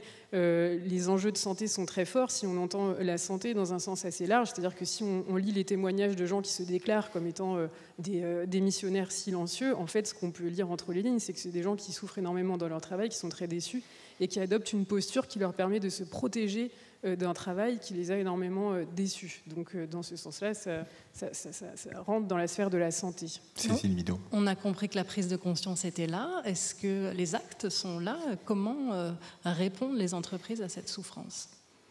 C'est une très bonne question. Donc, il faudrait aller voir du côté des politiques de prévention que mobilisent les employeurs. Donc, il y a tout un tas de dispositifs qui sont très à la mode.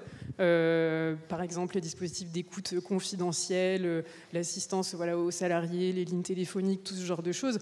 Moi, je pense qu'il faudrait en revenir en fait plutôt aux facteurs de prévention qu'on appelle primaires, c'est-à-dire en fait s'interroger sur comment notre travail est organisé, réfléchir aux conditions de travail, puisque c'est finalement celles-ci qui vont avoir un impact sur la santé des travailleurs et travailleuses. Oui, sur ce point, Christophe Lebars. Oui, les entreprises aussi ont un dialogue social. Et certains groupes l'ont bien compris. Je ne vais pas citer des marques tout le temps, mais il y a un accord qui s'appelle Care and Share, cherchez le groupe. Ils ont négocié justement cette dimension de santé avec les partenaires sociaux. En France, la semaine dernière se tenaient les 9e rencontres du dialogue social. On a quand même un dialogue social un peu archaïque en France. Quand on se compare à d'autres pays européens, je pense à la Suède, aux Pays-Bas, cette dimension santé, elle est aussi un dialogue à deux partenaires. Il y a les partenaires sociaux, l'employeur, et il y a un véritable dialogue sur cette dimension de santé. À part quelques groupes assez rares en France, les notions de santé, notamment dans le champ de la négociation sociale, est un peu absent. Oui, on parle souvent de la question du salaire, par exemple, mais j'ai découvert en travaillant sur cette discussion qu'il y avait ce qu'on appelait, moi je ne savais pas que ça existait, les périphériques de rémunération. Alors qu'est-ce que c'est que les périphériques de rémunération, Christophe Lebars? Vous nous interrogiez en disant quelles solutions ont les DRH dans leur boîte à outils pour finalement essayer d'attirer mieux. Attirer mieux et garder. Et les garder, puisque la question c'est la fidélisation. Finalement, on est sur un marché pénurique, il n'y a plus de candidats. Donc, il vaut mieux s'interroger et réfléchir sur des systèmes où on retient les gens en améliorant, on l'a dit, la qualité de vie au travail. Mais et ça touche dans tous les secteurs. Enfin, beaucoup de secteurs sont touchés. Tous les secteurs sont touchés. On a cité des secteurs qui sont plus exposés que d'autres. Mais il y a des secteurs à forte compétence. On parle aujourd'hui de tout le domaine de la donnée. Il y a un déficit important. On ne produit pas, entre guillemets, les écoles d'ingénieurs en France. Nous n'avons pas assez d'ingénieurs. Vous le savez, il y a des domaines entiers liés à la cybersécurité. Il y a des écoles qui se créent, mais il y a un besoin énorme des entreprises publiques et privées sur le sujet. Donc il y a effectivement des compétences, des secteurs qui sont vraiment très pénuriques, parce que là, c'est pas qu'on n'a pas les personnes, c'est qu'on n'a pas non plus les compétences et on n'a pas anticipé. Mais les Bigy, est-ce qu'il n'y a pas cette question du consentement au travail aussi, et donc ce qu'il y a derrière, c'est-à-dire le sens du travail? Pourquoi, vous l'avez évoqué à l'instant même, il y a cette idée, pourquoi je travaille? Est-ce que je fais bien de travailler dans cette entreprise, à cet endroit-là? Est-ce que je ne ferais pas mieux d'aller ailleurs, d'une certaine manière? Effectivement, je pense qu'en tout cas, autour de la popularité du Big Quit ou du Quiet Quitting, il y a cette interrogation autour donc le Big Quit, c'est donc la grande démission. La grande démission, ou le Quiet Quitting, c'est la démission silencieuse. Enfin, ouais. Donc c'est deux notions en fait, qui ne sont pas vraiment étayées empiriquement pour le moment, mais qui témoignent du fait qu'on s'inquiète. Enfin, que, je sais pas, les DRH, par exemple, s'inquiètent sur le désir de la main-d'œuvre de continuer à faire toujours un petit peu plus que ce qu'il leur est demandé, parce que de toute façon, une entreprise, un service public ne fonctionne que quand on en fait un tout petit peu plus, qu'on fait le travail, pas seulement qui est prescrit, mais le travail réel. Et donc, si tout le monde se met à revenir à l'accomplissement pur et simple de son contrat de travail et du prescrit, plus rien ne fonctionnera. Vous avez parlé de qualité de vie au travail, on peut aussi parler de qualité de vie tout court. Il y a certaines entreprises qui passent à la semaine de 4 jours, quelques-unes, c'est pas encore très largement partagé, notamment dans la restauration, pour attirer des salariés. Qu'est-ce que vous en pensez, Christophe Lebars? C'est une utopie totale où il faut écouter aussi ce besoin de travailler moins? Il n'y a pas de solution unique. C'est ça qu'il faut Voilà, il y a une spécificité par rapport au secteur. Maintenant, on peut être créatif. Il n'y a pas besoin d'aller à 10 000 km. Nos voisins belges sont passés, vous le savez, depuis quelques semaines, avec des conditions, ce n'est pas toutes les entreprises belges, mais à une durée de 4 jours, 9h30 par jour. Pour répondre justement à une organisation, une attente aussi des salariés, c'est travailler autrement par rapport à la parentalité. Ça, c'est extrêmement important. Comment je gère mieux mon rapport à ma famille. Le rapport des aidants, ça c'est un sujet qui arrive en France, mais qui a été pris en Europe du Nord ou ailleurs, en Allemagne aussi, on valorise les salariés qui ont des expériences en dehors de l'entreprise. Là, on a aussi un champ assez intéressant, comment on laisse du temps, comment on valorise les compétences qu'on acquiert en dehors de l'entreprise. Ça, c'est un vrai enjeu de demain. Mais les Bigy, il y a un phénomène qui a été surnommé, je ne sais pas qui l'a surnommé comme ça, je peux à tout moment me retirer. C'est un phénomène particulier de gens qui, non seulement sont dans une entreprise, s'y trouvent bien ou pas si bien que cela, mais surtout avec cette idée que le retrait est immédiat ou possible très rapidement, c'est-à-dire de ne pas rester à l'endroit où on est parce qu'il y a quelque chose qui vous chiffonne et qui ne vous plaît pas. Est-ce que ça change la nature du rapport entre l'employeur et l'employé dans les entreprises, justement ? Je pense qu'à nouveau, on manque peut-être un petit peu de recul, mais je trouve que ça questionne en fait le caractère délibéré du retrait, c'est-à-dire est-ce que c'est quelque chose qu'on fait en l'ayant réfléchi, en étant stratège, en fait, en se disant moi je vais dans un emploi et si je suis déçu, je me retire immédiatement. Moi, je me demande si la plupart des phénomènes de retrait, d'apathie, d'émissions silencieuses, etc., c'est pas plutôt des reconstructions a posteriori, c'est-à-dire qu'en fait, on souffre de son travail et du coup, on se met dans une posture de retrait, et puis après, on se raconte l'histoire différemment. Oui, souffrir de son travail, ça peut être aussi regretter le travail que l'on avait dans la même entreprise auparavant, du Christophe Lebars, et là ça a un rapport avec notre débat juste auparavant de la nostalgie, mais aussi ça peut aussi avoir avec l'incertitude. J'ai vu qu'un de vos collègues qui était DRH d'Etam, dans cette rencontre du Monde à la rentrée de septembre, disait on est dans le management de l'incertitude. Donc il y a à la fois cette dimension nostalgique pour l'employé et pour le manager, cette question incertaine, justement, de ne savoir qu'est-ce qu'on fait face à cela. Alors, il n'y a pas que les DRH qui disent ça, parce que la semaine dernière, au Cercle Humania des DRH, Étienne Klein, qui est un collègue... On connaît bien dans cette maison. Voilà, dans cette maison, en nous écoutant, en disant, moi, je ne connais rien à la RH, je ne connaissais même pas votre métier avant de rentrer dans la salle, mais après vous avoir écouté 1 heure, vous êtes des gestionnaires de l'incertitude. Je crois que c'est ça. Aujourd'hui, et Edgar Morin intervenait à la fin des universités d'été du MEDEF cet été, l'introduction à la pensée complexe, on y est. C'est-à-dire qu'aujourd'hui, on n'a pas une réponse standardisée. Mais pourquoi on n'a pas fait plus vite dans ce sens-là? Pourquoi on n'a pas été plus vite dans ce sens-là? Qu'est-ce qui a empêché? Pourquoi est-ce qu'on a été obligé d'attendre la crise de la Covid et ce moment-là pour pouvoir y réfléchir? Alors, c'est un catalyseur, mais il y avait des signaux faibles et des tendances déjà depuis 5-10 ans. La question de la souffrance au travail, de la qualité de vie au travail, il y a un certain nombre d'entreprises qui l'ont pris en compte depuis 5-10 ans. C'est pas survenu depuis 24 mois. C'est vrai que ça a catalysé, et c'est vrai que pendant ce temps d'introspection sociétale, on était tous chez soi, on a réfléchi, on a remis en perspective, sur des perspectives longues, et effectivement, ça a un effet boule de neige aujourd'hui, et il faut le gérer, mais je trouve ça passionnant pour la fonction RH en tout cas. Si on écoute les jeunes salariés qui entrent sur le marché du travail, on a l'impression que le CDI, qui était un petit peu le Graal de nos générations, n'est plus du tout la panacée. Ils demandent de la souplesse. Est-ce que vous avez pu le constater, Maëlys Zigbégi? Est-ce que c'est quelque chose qui est en forte évolution? Alors, je pense que, il y a aussi le fait que les temps d'insertion dans l'emploi stable des jeunes est de plus en plus long, et je suis pas sûre que ce soit complètement choisi. C'est même, certains le revendiquent. Et certains après peuvent revendiquer, ce qui peut témoigner en fait d'une interrogation face à un monde du travail dans lequel ils se retrouveraient plus forcément. Là, on peut penser au très médiatique discours des jeunes d'AgroParisTech, mais qui vont se demander si leur travail a du sens, c'est-à-dire est-ce qu'il leur paraît utile. Est-ce qu'ils peuvent l'exercer dans des conditions qui ne contreviennent pas à ce qu'ils ont appris ou aux valeurs professionnelles, et est-ce qu'ils peuvent se développer personnellement à travers leur activité de travail? Peut-être qu'il y a une interrogation des jeunes et des moins jeunes, parce que si on revient à une étude du CEREC de 2015 qui nous disait que 33% des salariés envisageaient de changer d'emploi, en fait. Donc on a cette interrogation depuis longtemps. Mais je vous pose la même question, Maëlys Zigbégi, que j'ai posée à l'instant à Christophe Lebars.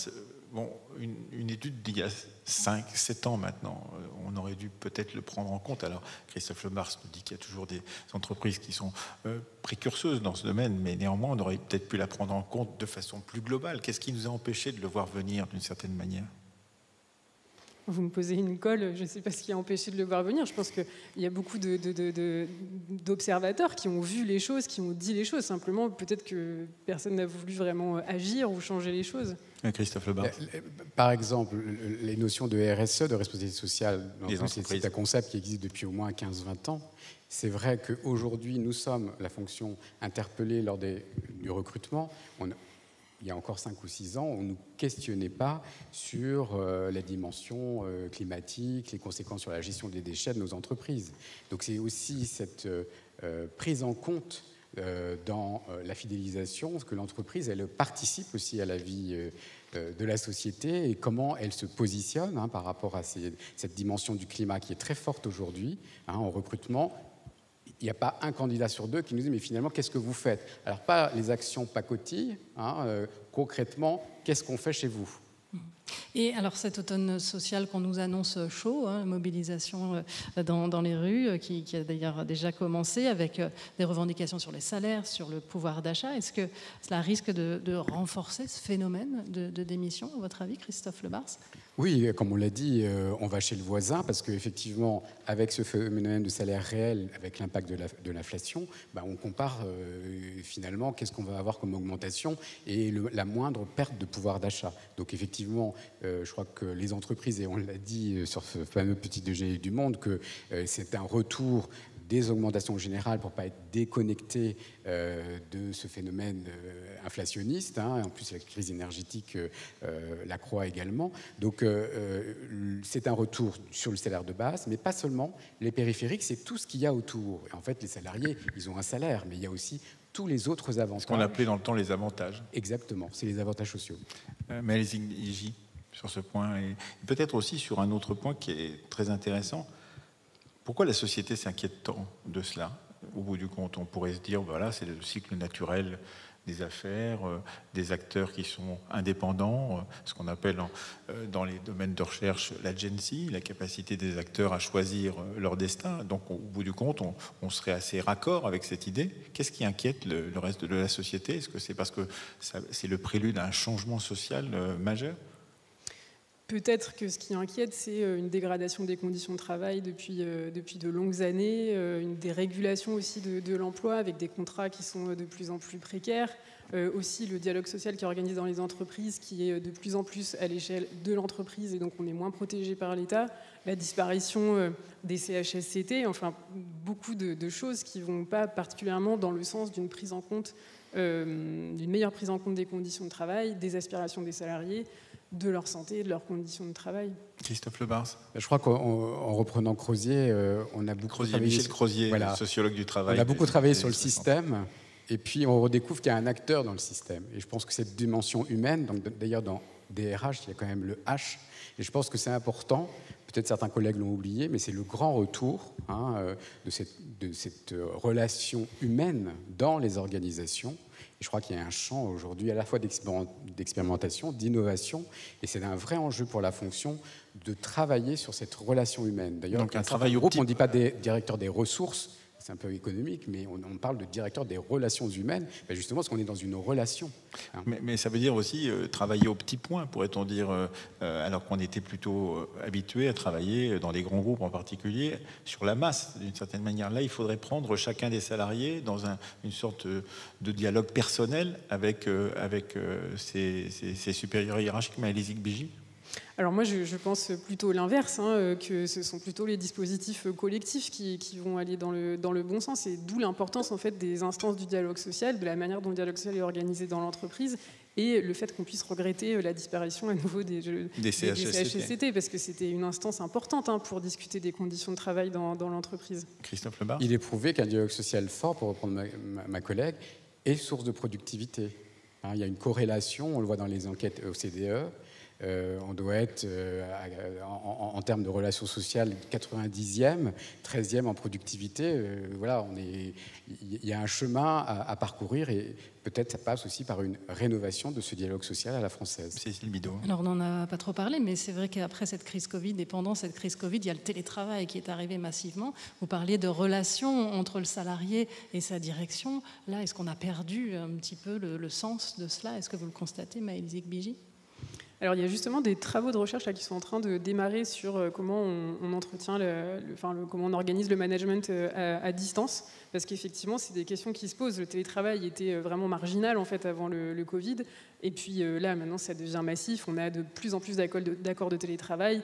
La plupart des salariés, quand les conditions le permettent, travaillent 1 ou 2 jours par semaine, ce qui évidemment pose question pour les collectifs de travail. Ça c'est sûr. Christophe Lebars. Oui, alors là je suis toujours un peu réservé parce qu'on oublie toujours au-delà du périphérique que 50% des emplois ne sont pas télétravaillables. On est bien d'accord.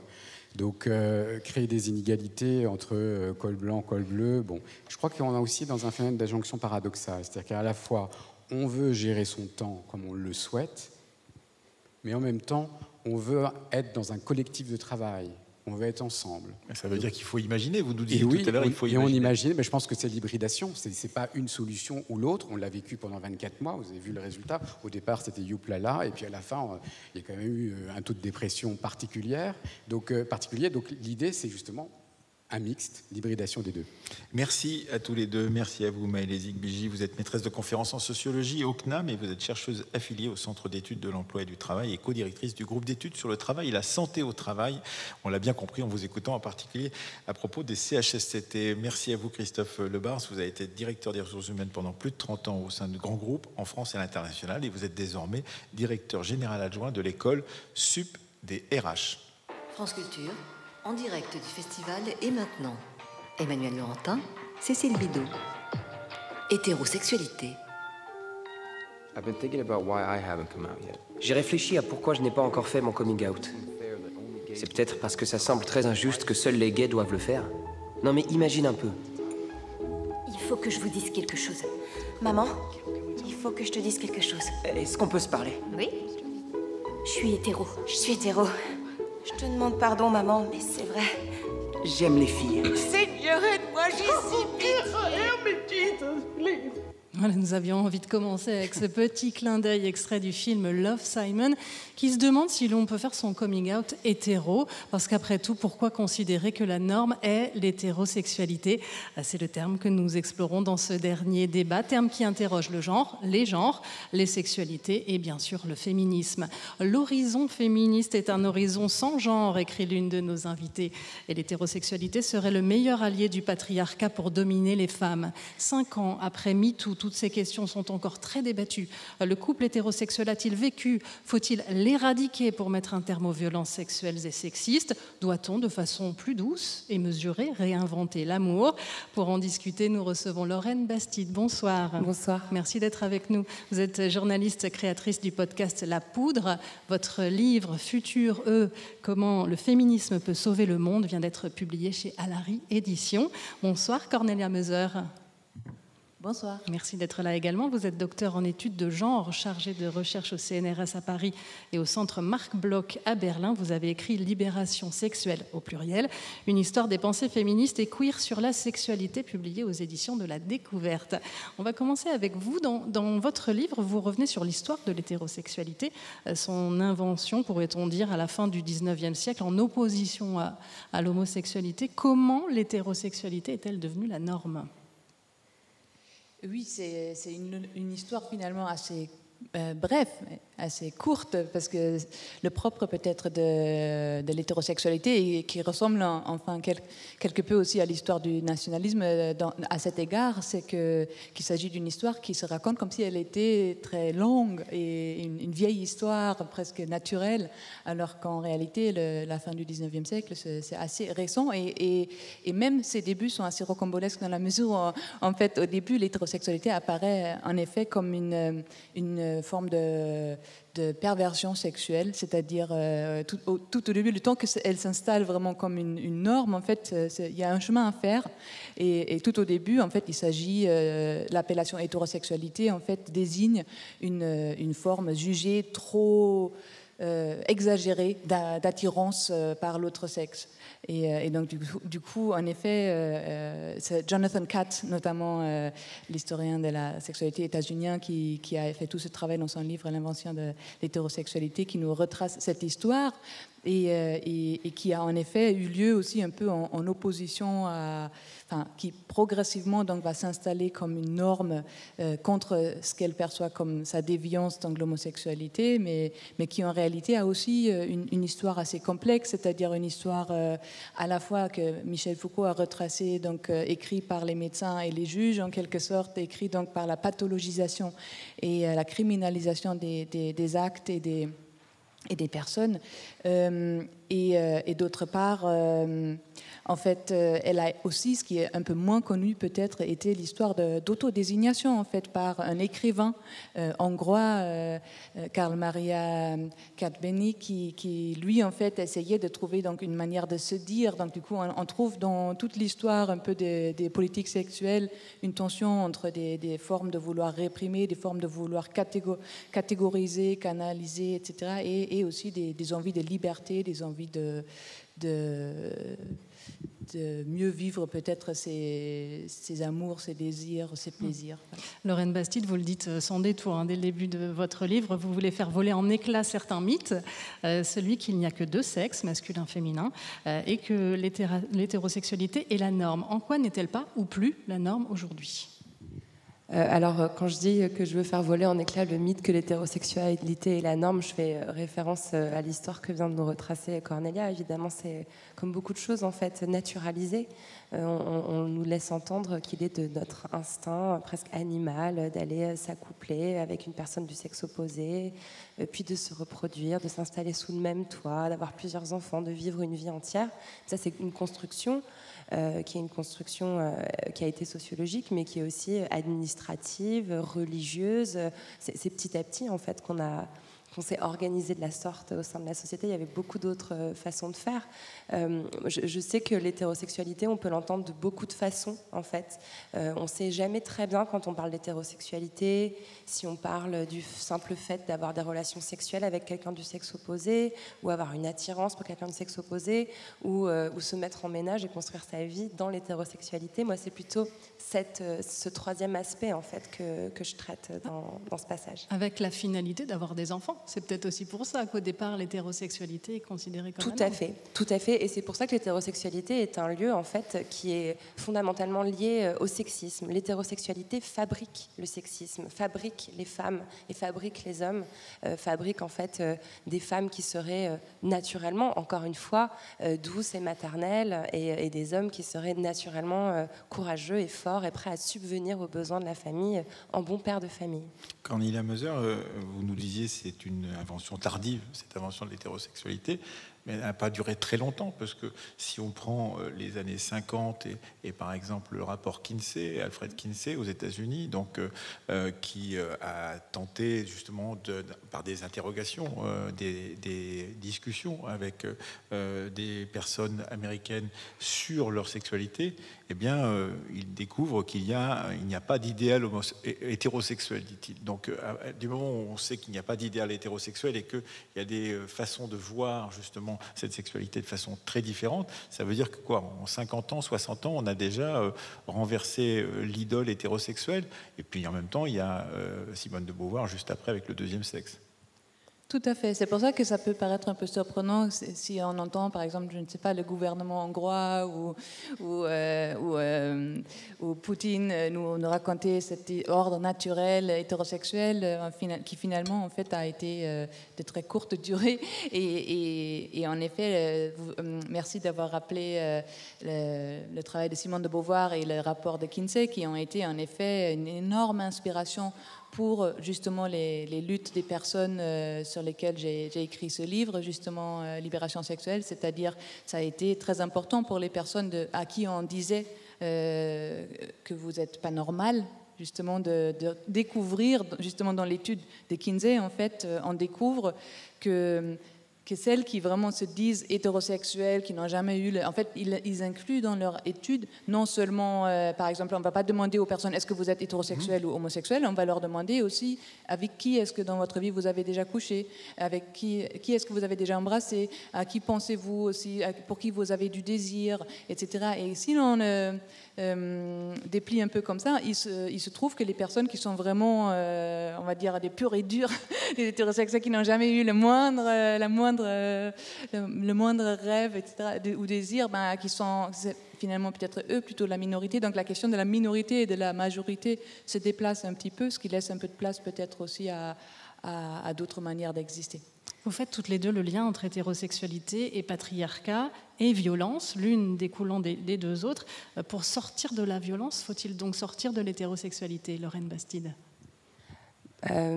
Sortir de l'hétérosexualité, encore une fois, c'est une phrase qu'on pourrait entendre de beaucoup de façons. Elle a été beaucoup répétée ces derniers temps. Je pense que c'est normal que MeToo, qui a été une réflexion sur le viol, sur les violences sexuelles, ait amené naturellement à réfléchir à l'hétérosexualité. Moi, je sais que je porte ces questions féministes dans l'espace public depuis 6-7 ans et j'ai bien vu affluer petit à petit dans mes messages, dans mes mails, des interrogations de femmes qui se disaient mais comment continuer à vivre, à partager son quotidien avec un homme quand on voit ce que font les hommes femmes, quand on comprend en fait les mécanismes de domination sexiste, quand on voit à quel point ils sont systémiques. Donc je pense que cette question, elle s'est posée en fait vraiment naturellement. Et en écrivant Futur, en faisant mes recherches pour mon livre, je me suis rendu compte que se produisait actuellement dans la société et parmi les féministes quelque chose qui s'est reproduit à maintes et maintes reprises dans l'histoire des luttes féministes, c'est-à-dire une espèce de scission entre deux mouvements. Un mouvement que j'appelle hétéro-optimiste, qui a envie un peu de réinventer l'hétérosexualité, de la réaménager, qui est convaincu qu'on peut potentiellement apprendre aux hommes à se défaire de ces réflexes de dominants. Par exemple, comme c'était cité au tout début, c'est ce que dit Mona Chollet dans Réinventer l'amour. Donc voilà, par exemple, ou Victor Toyon. Je classe évidemment Mona Chollet et Victor Toyon parmi ces hétéro-optimistes, qui sont d'ailleurs très suivis, très lus, très écoutés. Victor Toyon emploie l'expression déshétérosexualiser l'hétérosexualité, et je trouve que c'est assez parlant et que ça peut certainement soulager beaucoup de femmes. Et puis il y a évidemment aussi une frange plus radicale qui est incarnée généralement par des militantes lesbiennes qui suggèrent de faire sécession et de vivre dans un monde sans hommes. Donc là, ça devient plus une utopie et en même temps aussi quelque chose qui peut se réaliser à travers des terres lesbiennes. Et là, on reprend quelque chose des années 70 qui avait été déjà exécuté à l'époque, qui n'a pas forcément perduré dans le temps. Ces terres se sont un peu délitées, mais elles sont en train de revivre aujourd'hui avec cette nouvelle génération de militantes féministes. Et ce que j'observe, c'est que la même chose s'est produite dans les années 70 et également au tout début du XXe siècle. Et ce que je suggère dans Futur, c'est qu'on arrive à éviter l'écueil qui consisterait à faire taire les militantes les plus radicales, celles qui proposent de faire sécession. Moi, j'aimerais qu'on puisse cohabiter en fait, entre femmes qui souhaitent déshétérosexualiser l'hétérosexualité et celles qui souhaitent s'inventer un avenir débarrassé des hommes, ce qui est certainement une option viable aussi pour échapper à pas mal de violences, je pense. Alors justement, Cornelia Moser, qu'est-ce qui pourrait faire qu'aujourd'hui ça fonctionne, entre guillemets, ce dialogue et cette avancée, alors que ça n'a pas fonctionné par le passé ? Moi, dans le passé, oui, ça n'a pas fonctionné parce que dans la mesure où tout mon livre porte justement sur les conflits internes au féminisme autour de ces questions-là, et je pense qu'une des questions pourquoi je pense que ça ne peut pas fonctionner aujourd'hui, encore une fois, c'est qu'il n'y a pas le féminisme, justement. Et ça, ce n'est pas quelque chose de grave. Au contraire, moi, je pense que c'est une bonne chance qu'aujourd'hui, on peut aussi reconnaître qu'il y a une multiplicité de luttes féministes qui ne peuvent pas toutes aller main dans la main. La lutte de certaines féministes carrément aussi opposée à la lutte d'autres féministes. Il y a des questions importantes qui divisent les féministes autour, par exemple, de la question du travail du sexe, autour de la question du voile, autour de la question de la pornographie. Ce sont des points d'achoppement, pourrait-on dire, entre... Très, très fortes. Et moi, je pense que celles qui appellent à unifier le féminisme, à parler uniquement d'un seul féminisme, souvent... je ne dis pas que c'est votre cas, mais souvent, voilà, essayent de faire taire parfois justement ces conflits-là et souvent donc les luttes les plus minoritaires. Donc ça, je pense que une des problèmes, justement, ce qui a mené à cette option séparatiste qui était motivée par cette notion de classe de sexe, qui était censée justement donc réunir les femmes au-delà, enfin, malgré leurs différences entre elles, c'était justement donc déthématiser en quelque sorte, donc omettre un peu toutes ces différences qu'il puisse y avoir entre elles et ce qui peut être vécu de manière assez brutale aussi par certaines, notamment quand elles se trouvent un peu entre différentes luttes, par exemple entre une lutte, on va dire, antiraciste, peut-être une lutte de classe, par exemple, et donc du coup, mais elles veulent aussi pouvoir méditer en tant que femmes, donc du coup, il faut laisser la place pour l'intersectionnalité peut-être au sein des luttes des féministes. Lorraine Bastide, dans Futur, vous dites que les mythes de la narration hétéro sont en train de s'effondrer dans un joyeux bazar. Qu'est-ce que ça veut dire ? C'est-à-dire qu'on a bien compris qu'il y avait une construction, cela on a compris avec Cornelia Moser, de cette hétérosexualité, mais ces mythes, quels sont-ils et d'une certaine manière, qu'est-ce que vous voyez s'effondrer dans un joyeux bazar aujourd'hui ? Ils se marièrent et eurent beaucoup d'enfants. Oui, c'est ça. En fait, il y a plein d'endroits où on voit bien que ça ne tient plus. Pas forcément d'ailleurs en raison des luttes féministes. Ce qui est intéressant, le simple chiffre qui a été beaucoup commenté, d'ailleurs qui a l'air de beaucoup effrayer la société. On le voit en accroche de beaucoup de magazines. À peu près un tiers des personnes qui ont 25 ans aujourd'hui ne souhaitent pas d'enfants. C'est un chiffre qui est basé plutôt sur l'anxiété liée au réchauffement climatique ou même à la précarité économique. N'empêche que ça, c'est intéressant. Moi, dans ma génération, il n'y avait personne qui questionnait le fait qu'en tant que femme, un beau jour j'aurais des bébés, que c'était mon destin, que j'étais programmée pour ça. On m'a mis des poupons Corolle dans les bras quand j'étais petite, ça allait avec mon éducation. Et ça, c'est un mythe hétérosexuel qui est en train de s'effondrer, parce que dès lors que l'objectif d'une vie n'est plus d'avoir d'enfants, finalement, pourquoi se mettre en couple, pourquoi se marier, pourquoi vivre ensemble, etc. Ça fait effondrer toute une partie de ces injonctions, en fait, qui sont très enfermantes. Et je trouve que le dernier mythe qui est en train d'être fortement secoué, c'est le mythe du tout sexuel. On voit émerger ces derniers temps des personnes qui se revendiquent d'une forme d'asexualité. On parle de communauté ACE. Il y a des livres aussi qui sont sortis à ce sujet. Je pense notamment à Tal Madesta, qui est un auteur qui traite cette question. Et effectivement, on peut aussi se demander pourquoi il y a eu un tel acharnement, notamment dans la presse féminine, à vouloir nous apprendre à faire des bonnes fellations, par exemple, ce qui vient très très tôt dans l'éducation des femmes, et à trouver l'épanouissement dans le sexe, alors qu'en fait, vraisemblablement, il y a énormément de personnes qui s'en passent allègrement. Oui, mais si ça n'a pas marché dans d'autres moments de cette histoire, Cornelia Moser, c'est aussi parce qu'il y a des institutions et que ces institutions ont été fondées, en l'occurrence pour beaucoup d'entre elles, sur la question justement de l'hétérosexualité, du patriarcat, etc. Et les moments où cela a poussé, pourrait-on dire, après les années 68-70, n'ont pas réussi à remettre en cause cela. Toutes les façons dont l'État gère la question de la natalité, toutes ces questions-là sont évidemment vont à l'encontre de ce que vous êtes en train de dire l'une et l'autre, d'une certaine manière, cette possibilité de sortir de cette hétérosexualité de façon plus radicale qu'on l'a fait auparavant. Le simple fait d'octroyer aux couples de même sexe le droit de se marier et d'avoir des enfants, d'ailleurs il faut rappeler que les couples de femmes n'ont le droit d'avoir des enfants que depuis quelques mois, ce qui est assez délirant quand on y pense. On voit à quel point on s'est agrippé à cette idée d'hétérosexualité, vu les résistances qu'il y a eu à accorder ce droit aux couples de femmes. Donc si, de fait, la loi elle-même est en train de l'accepter. Oui, Cornelia Moser. Désolée d'être un peu moins optimiste. Moi, je pense que justement l'institution de la famille, comme elle est vraiment, ça a été démontré entre autres aussi par des collègues à moi en sociologie, la famille reste l'instance qui reproduit les inégalités sociales, c'est-à-dire par l'héritage. Donc du coup, elle reproduit les inégalités et transmet donc les richesses d'une génération à l'autre. Je pense que malheureusement, c'est juste une petite partie du féminisme qui était prête à poser cette question-là des inégalités sociales aussi.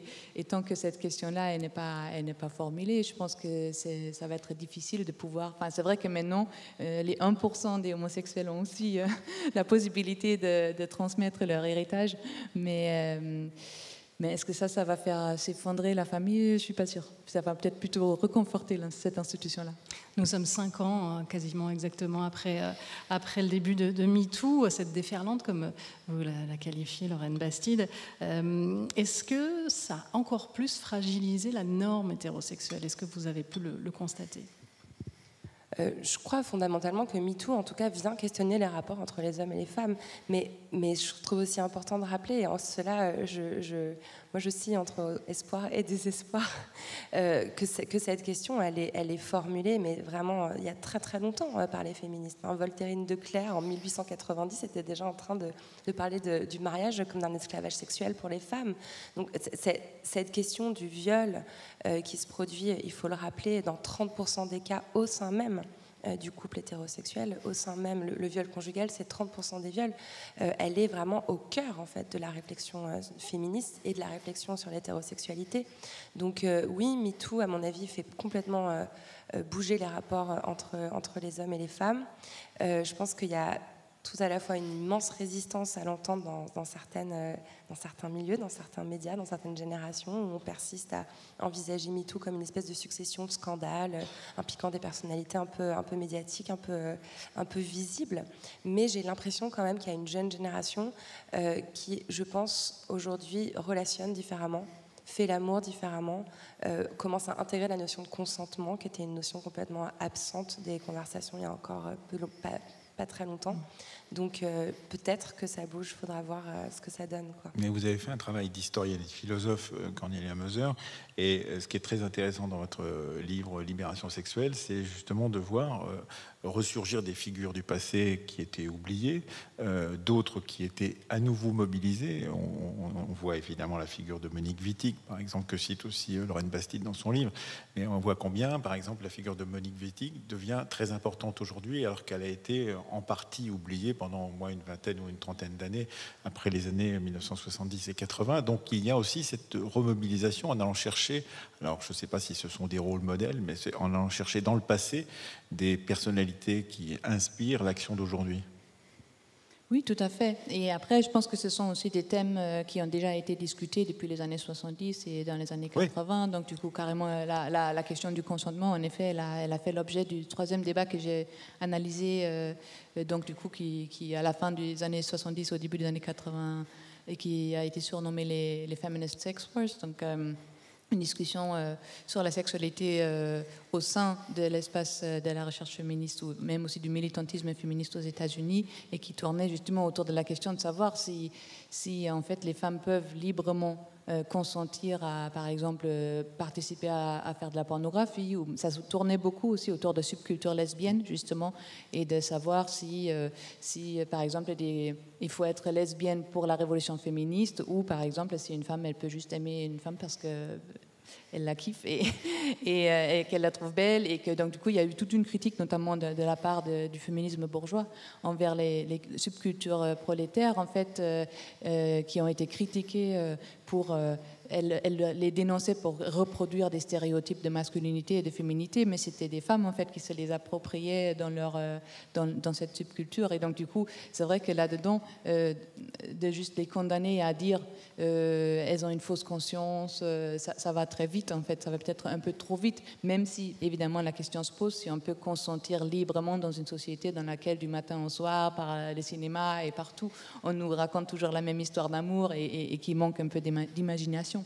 Donc c'est vrai que la question du consentement elle reste complexe et elle est abordée par plusieurs féministes aujourd'hui et qui la discutent et MeToo l'a renouvelée aussi, ça c'est certain. Peut-être que les conséquences de MeToo nous ont un peu laissé sur la fin. Donc, je pense que on va dire les conséquences politiques, institutionnelles, matérielles de cette vague, elles sont à construire et elles sont en train d'être construites, je l'espère. Vous parliez, Lorraine Bastide, d'asexualité, de ces jeunes qui ne souhaitent pas faire d'enfants. On voit émerger jeunes aussi... ou moins jeunes, d'ailleurs, oui. Et on voit émerger une tendance parfois d'amis qui s'installent ensemble, qui parfois même se paxent. Alors, c'est encore à la marge, mais ça existe, ça a été documenté ces derniers mois. Est-ce que finalement, ça veut dire qu'au-delà de l'hétérosexualité, c'est le couple qui est dépassé, c'est la notion même de couple? En tout cas, ces personnes que vous décrivez, et j'en parle dans mon livre parce que j'en côtoie, j'appartiens à un milieu où effectivement il y a autour de moi des femmes qui ont relationné pendant longtemps dans des couples hétérosexuels, qui ont parfois des enfants, qui décident de reconfigurer leur vie différemment. Je ne sais pas, d'acheter une maison à la campagne avec des amis ou de se paxer effectivement avec une autre amie ou de mettre en commun aussi l'argent pour pouvoir payer des babysitters, etc. Donc ça, c'est très joyeux et c'est vraiment la déshétérosexualisation de l'hétérosexualité incarnée. Mais je précise aussi dans ce livre que pour accéder à ça, il faut avoir une succession de privilèges. Ce sont des femmes qui sont principalement des femmes diplômées, avec un travail, avec de l'argent, avec des familles qui sont suffisamment libérales, détendues pour les laisser accomplir tout ça. Ça reste encore réservé à une minorité bourgeoise et on n'est certainement pas encore au stade où ça peut devenir un modèle qui s'impose dans la société. Cornelia Moser, pour conclure sur cette notion de couple, il nous reste quelques secondes. Pour conclure sur la notion de couple, je pense que ça peut être une forme parmi d'autres, mais voilà, ce serait triste s'il y a un modèle pour tous, n'est-ce pas? Merci beaucoup, Cornelia Moser, d'être venue jusqu'à nous. Je rappelle le titre de votre livre, Libération sexuelle, une histoire des pensées féministes et queer sur la sexualité aux éditions La Découverte. Lorraine Bastide, vous venez de publier Futureux, comment le féminisme peut sauver le monde chez Alary Éditions. Merci d'être venu débattre sur France Culture. Merci beaucoup. À vous. Merci. Le temps du débat a été préparé ce soir par Stéphanie Villeneuve, Fanny Richet, Mathias Mégy, Balthazar Sibieux, Mathilde Barbier, Léa Sabourin et réalisé par Daphné Leblond. À la technique, Jacques Hubert, Jérôme Casamayou, Titouan Oex et Pierre Monteil au son, Guylain Sanchez et Benjamin Carion à la lumière. Vous pouvez évidemment réécouter et télécharger l'émission sur le site internet de France Culture et l'application Radio France. Et maintenant, continue évidemment ce soir jusqu'à 22h ici à la Maison de la Radio et demain toute la journée à la Maison de la Radio et de la musique. Lundi, de notre côté, nous revenons à une formule normale du temps du débat. Nous irons du côté de l'Iran où les révoltes en cours font trembler les autorités du pays.